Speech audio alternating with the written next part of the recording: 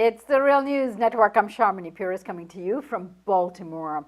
President-elect Trump held his first press conference on Wednesday. Much of it was dominated by statements and questions about the release of a dossier about President-elect Trump published in BuzzFeed.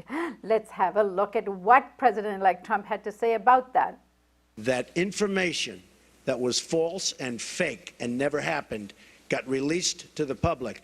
As far as BuzzFeed, which is a failing pile of garbage, writing it, I think they're going to suffer the consequences. They already are. And as far as CNN going out of their way to build it up, and by the way, we just found out I was coming down. Michael Cohen, Michael Cohen is a very talented lawyer. He's a good lawyer in my firm. It was just reported that it wasn't this Michael Cohen they were talking about. So all night long, it's Michael Cohen. I said, we're going to talk about that and much more with Zaid Jilani. He's a journalist with the Intercept. Thanks for joining us, Zaid. Great to be here. So let's begin with the BuzzFeed, its release of this dossier, and just giving us a lineage of how BuzzFeed came in contact with this dossier. From what I understand, Senator McCain had actually given this dossier to James Clapper, the Director of National Intelligence, and that's how it got to the intelligence services in the first place. But there was lots of controversy about that. And so let's start with you giving us, Zaid, some background to how this document came to be published by BuzzFeed. Yeah, well, it's interesting, actually. So this document was compiled by a former MI6 official who now runs sort of a private investigation firm. First, he was hired by some of the Republican opponents of Trump. Next, he was hired, I believe, by perhaps some Democrats in the general election. And he had actually released this document to a number of people prior to the election, including Mother Jones, which wrote a short story dealing with some of the accusations in it, but not really going into detail. Interestingly, so this has been around maybe since October, and it's interesting that it pops up again because what happened was CNN reported that some intelligence, in his intelligence briefing, Trump was informed about some of these accusations that were in this document, and that therefore that was leaked to CNN. Typically, the content of intelligence briefings are not given to the public, but this was leaked to CNN. CNN reported that, and then BuzzFeed responded by taking the full content of what was in the document that was what the intelligence briefers based their comments on and posting that on their website so the public could review them. So that is really what led to Trump, at the very end of the day, denouncing both CNN and BuzzFeed. Our news organization. Can you give us a chance? Your organization You are attacking our news organization. Can you give us a chance to ask a question, sir? Go ahead. Sir, can you state, Mr. President-elect, go ahead. Can you state She's categorically, asking a question. Mr. President-elect, can you give us a question? Don't be rude. You're attacking us. Can you give us a question? Don't be rude. Can you give us a question? I'm not going to give you a question. Can you state categorically? You are fake news. Sir, go ahead. Can you state categorically that nobody... No, Mr. President-elect, that's not appropriate. Zaid, much of the conversation at the press conference was focused on the Russian hack, whether the president believed that they had hacked, and his response, and many journalists actually referred to the steps taken by President Obama, whether he felt that it was sufficient in terms of sanctions against Russia, or whether he'd be taking any further steps. Let's see how he responded to some of that. Within 90 days, we will be coming up with a major report on hacking defense. How do we stop this new phenomena, fairly new phenomena? Because the United States is hacked by everybody. That includes Russia and China and everybody. Russia will have much greater respect for our country when I'm leading it than when other people have led it. You will see that. Russia will respect our country more. He shouldn't have done it. I don't believe he'll be doing it more now.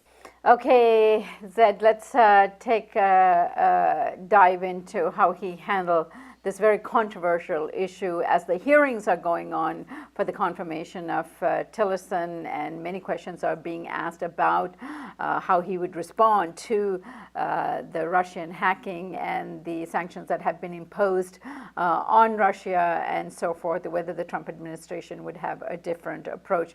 How do you think he handled it, and was it adequate enough in terms of a response? Well, he has, it seems like he has been trying to show skepticism about the hacking reports. He certainly has been doing that the past couple of months. I think with respect to today, in today's press conference, he basically said that, okay, he's basically accepting the theory that someone tied to the Russian government did these hacks. And I think now he's sort of moving into the response phase in terms of how is he going to position himself with respect to the Russian relationship. I mean, certainly the past two presidents came into office trying to smooth things over with the Russian leadership, but I think both of them ended office with being a little bit more antagonistic, and that's sort of a typical cycle. However, a lot of folks also have brought up allegations of people on his team talking to the Russians during the campaign, for example, and add that to the hacks, people have a lot of skepticism about sort of where he is on the issue, and I think right now it's kind of unclear what sort of posture he'll take with respect to issues like Syria, Ukraine, NATO, nuclear weapons. The New START treaty was a big part of the Obama administration's priorities with Russia, which was a joint reduction of nuclear weapons. And I think there's definitely a lot of folks out there who wanted to see him take a more antagonistic position with Russia simply because that's what they've always wanted. I think people like John McCain, Lindsey Graham, Marco Rubio have all wanted whoever was the next president to be more antagonistic to Russia than the Obama administration was. So I think that's also kind of being lumped in with legitimate questions, just sort of trying to understand the relationship as people who want him to use the hacks as a justification for taking a more hawkish view with Russia. And I think in general, he and his team are trying to chart a course that's different than that. But it's very unclear, given that he hasn't really spoken at length about what a response to hacking would look like, or what even a general policy position with respect to the areas where Russia and the United States foreign policy overlap would look like. Right. And I must say the other big issue, and the reason why this press conference was even set up in the first place before the BuzzFeed dossier distracted the whole objective and agenda of the press conference. The press conference was set up in order to deal with President-elect's conflict of interest and how he was going to devolve or put in trust his ownership of Trump Industries, Trump businesses, so there was his lawyer who tried to address some of the issues that he's been accused of in terms of conflict of interest guidelines for the president. As a president, I could run the Trump organization, great company, and I could run the country. I do a very good job, but I don't want to do that. People have learned a lot about my company, and now they realize my company is much bigger, much more powerful than they ever thought. We're in many countries, and I'm very proud of it. And what I'm going to be doing is my two sons, who are right here, Don and Eric, are going to be running the company. They are going to be running it in a very professional manner. They're not going to discuss it with me. Again, I don't have to do this. These papers are just some of the many documents that I've signed, turning over complete and total control to my sons. How do you think he dealt with that? And are we now to be assured that this new Trump trust he's going to be establishing is going to take care of all of these concerns that people have? Well, there are a few interesting things here. I think that, and I'm sure there's some disagreement about this, but most people who work on ethics on this issue have asked for him to place everything he has into a blind trust, which would distinguish himself from kind of knowing what's going on with his business, and also hopefully from potential conflicts of interest. With respect to what they're doing today, I believe, something that was sort of curious that someone pointed out to me was that I believe in the past he had said something like the Trump organization would not be engaging in new deals while he was president. But today he actually named some individuals who he said would be handling the deals while he was president. So that seems like a significant shift, and not necessarily a shift in the right direction, right? That would be a shift in the wrong direction for the Trump organization to be continually active. I mean, one of the challenges here is that regardless of whether he's involved with day-to-day operations of the Trump organization, there are buildings and other properties across the world that have his name emblazoned on them, right? So that sort of exists as a looming conflict of interest, whether or not he's personally involved. I mean, he'll know what's happening with buildings with his name on them, and foreign leaders certainly will be expected to be influencing him in that way. One thing that a number of foreign countries, for example, the Kingdom of Bahrain, I believe Azerbaijan, have done events at the Trump Hotel in D.C., which was used to be an old D.C. post office building, but Trump bought it and made it into a hotel. And they've been hosting events, which would involve renting out space, involve bringing in diplomats and dignitaries. I mean, it really is a way to curry favor with the president. And Trump said today that, what he would do to handle that was not to bar them from using his hotel space, but rather to take the payments, the cash payments, and give them to the Treasury, which is sort of curious because it's almost a way for foreign governments to now just give money to the U.S. government.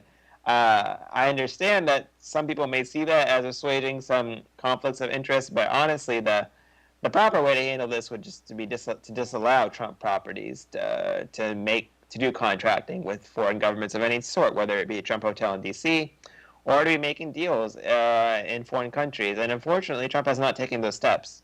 Let's get to some of the most substantive matters that was dealt with in the press conference. In fact, Zaid, you wrote a little article in the Intercept already titled "Pharma and Lockheed Martin Stocks Tumble After Trump Criticizes Overpayments." Now, give us a sense of what you felt were the most important things coming out of this press conference. Well, it's really curious, but most of the questions were actually about the CNN and BuzzFeed issue and about Russia relations with that. But Trump began his own remarks talking about a number of issues he's been working on. One of them was he was talking about how he's upset about how the F-35, which is a fighter jet program, has been certainly behind schedule and over budget. I mean, it's something that's been sort of the target for many members of Congress and many in the press who've investigated this. And there is general agreement that the F-35 has been a very costly program. And he was talking about how he would like to reform that.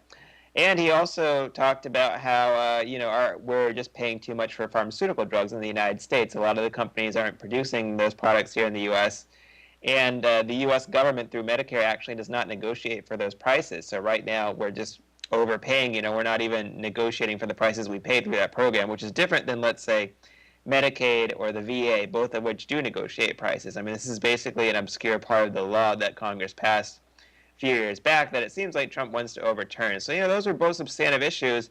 It's unclear whether Trump will actually make progress on those things or whether he intends to pursue them further other than just talking about them right now.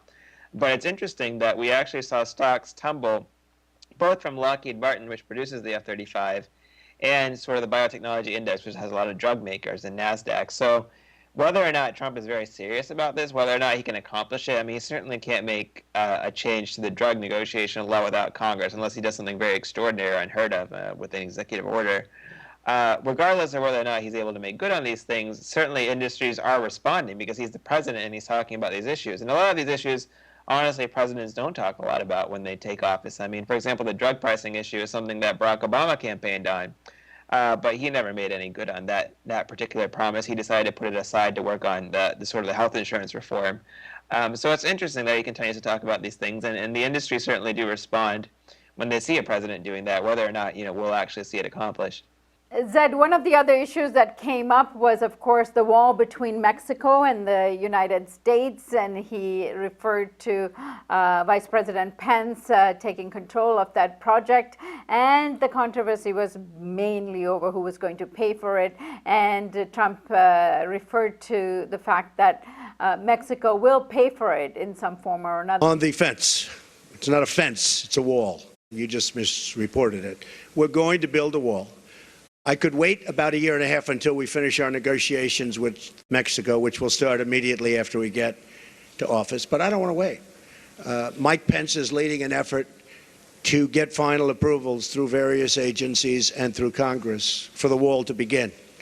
I don't feel like waiting a year or a year and a half. We're going to start building. Mexico, in some form, and there are many different forms, will reimburse us. And they will reimburse us for the cost of the wall. I think that, this really is a debate that's going on, and I think that Trump, to his credit, could say that he perhaps made Mexico pay for a wall or increased fencing by using increased tariffs at the border. You know, he could say that they roundabout paid for it. Alternatively, U.S. taxpayers would pay for it. But I think, you know, that's sort of a debate that is sort of missing the crucial issue. And the crucial issue, and I think the crux of all this, is it actually a good idea to use fencing or a border wall to physically keep people out? I actually reported a piece several months ago talking to someone who worked for a company that helps secure Israel's border, which Trump keeps talking about as a model. You know, Israel did it, so we should do it. And he was saying that actually it doesn't make a whole lot of sense to use fencing or walls in parts of the border that just aren't populated, because you're not really going to have anyone there to see whether anyone's crossing anyway. It makes a lot more sense just to use surveillance equipment. And the big difference between a place like Mexico and a place like Israel and the Sinai and Gaza is that large portions of our border just don't even have any population. So building, you know, increased fencing, we already have some fencing, or building an actual physical wall, you know, it would do next to nothing to actually deter people from coming over, because you wouldn't really have anyone in a lot of these places to even see if anyone's crossing your wall. I mean, you have to enforce your wall, right? So I think that's sort of the bigger question here. Is this really a wise thing for the United States to do? I mean, we have seen a decrease in illegal immigration to the United States, for example, during the Great Recession, because we knew it's very much tied to the economy, very much tied to jobs. So it seems like talking about an economic situation or talking about the big picture is much more important in terms of talking about how we should run our immigration system than trying to physically keep people out, particularly by a method that I don't think, I don't think a whole lot of folks would tell you would actually be that effective. We all know it was a big campaign pledge for Trump. He brought it up probably in every speech. But that doesn't necessarily mean it's a good idea to do, and I think that's a lot more important than talking about who's going to pay for it. Given that, you know, while expensive for what we get for it, you know, the U.S. Treasury could easily pay for something like that. We could use a tariff to easily pay for something like that, but it may just be a waste of money no matter how much it costs. Right. All right. Zaid Jilani, I thank you so much for joining us today, and look forward to having you back real soon. Thank you.